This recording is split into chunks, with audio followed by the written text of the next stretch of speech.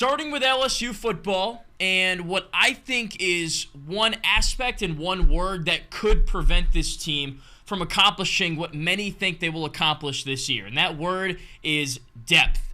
Brian Kelly said it on the record during the offseason. The Achilles heel of this LSU football team is that depth, and it's at a couple of different positions. I want to dive into specific positions that I think this team might be 1-2 injuries away from really having some serious problems. Now, let's start with wide receiver.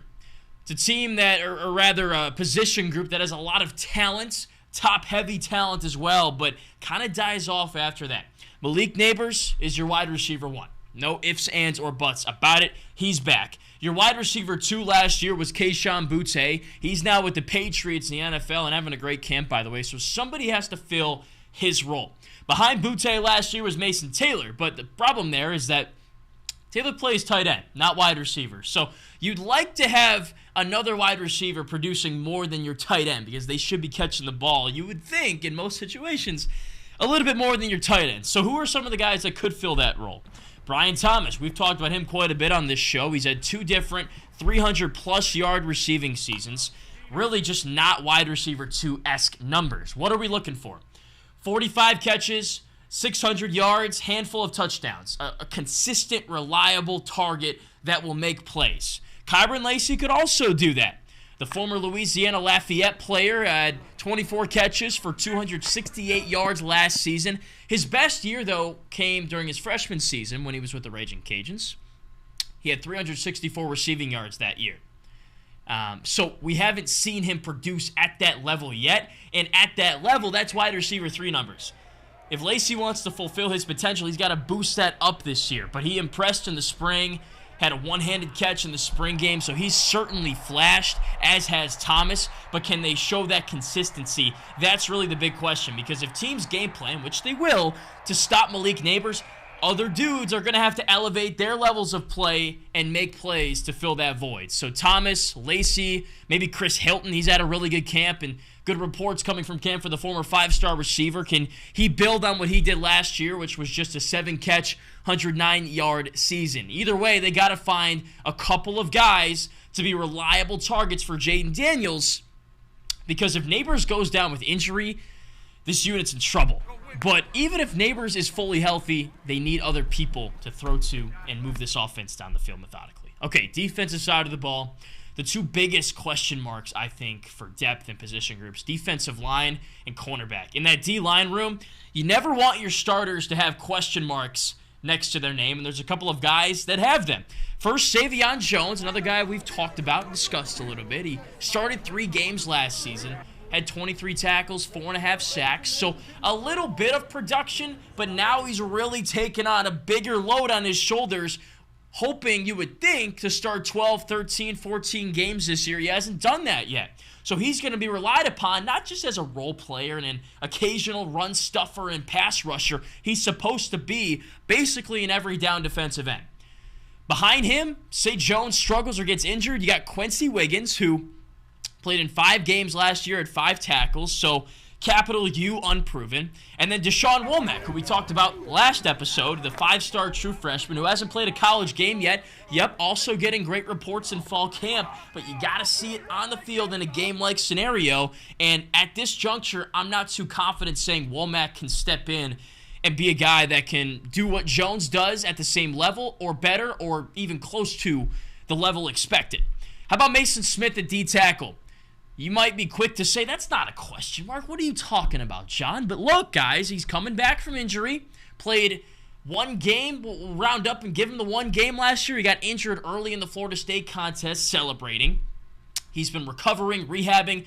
Should be back to near full health, but recently he's been just doing individual drills and hasn't been participating that much in fall practice, fall camp.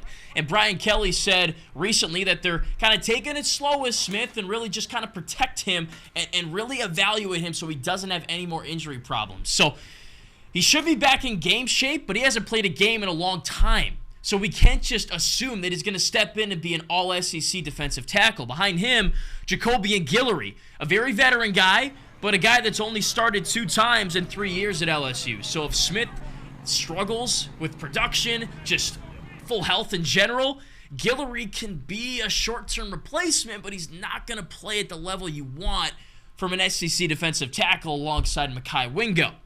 Now, on the other side of that D-line, Ovie Oghoufo, he's not a question mark at all. Transfer from Texas. We've talked about him too. Really good player from the Longhorns. But behind him, you got Braden Swinson, who's played in that jack spot, the hybrid linebacker D-line spot.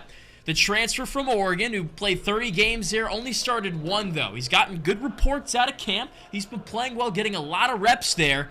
But still, we haven't seen him play consistently since the 2021 season, when he played in 11 of 14 games, but saw his role diminish towards the end of the season. And since he's been at LSU, haven't heard much from him. Then Jackson Howard's behind Swinson. He's a true freshman. So D-line, if you got injuries, you got issues there, you're really going to be in trouble. And then cornerback. This really got amplified this week with the Denver Harris stuff. 2 new starters. Zy Alexander, the FCS transfer from Southeastern Louisiana. Deuce Chestnut. Alexander was an All-American at the FCS ranks, but he's going from that to the SEC. That is a big jump, okay? And the jury's kind of still out on whether that jump is going to go seamless or not.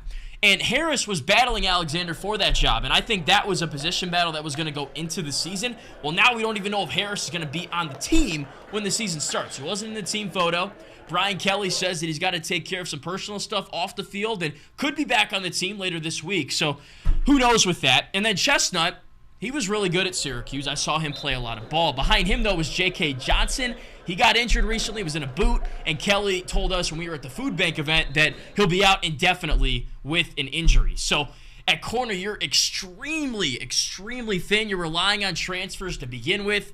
And you've really got nobody behind those guys unless Harris gets back on the team and can work his way back into a role. So really some reasons to be concerned there. There's also some issues at linebacker and safety. Good starters, but who's behind them? Big question marks. And not to mention, LSU's schedule this year is really tough.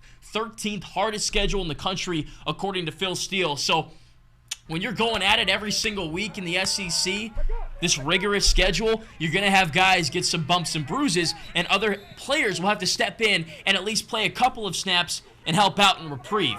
I'm not sure LSU will have that luxury this year, and you can't go 13, 14, 15 games with the same 22 guys playing every snap. There's going to be injuries. There's going to be guys that are going to miss a game here and there, a drive here and there. You've got to be able to have backups, secondary, tertiary players step in and fulfill those roles. And from where I'm standing right now and where we are time-wise ahead of the season, I'm just not so sure that LSU has that capability. That's something this team will need to answer throughout the season if they want to win a national championship.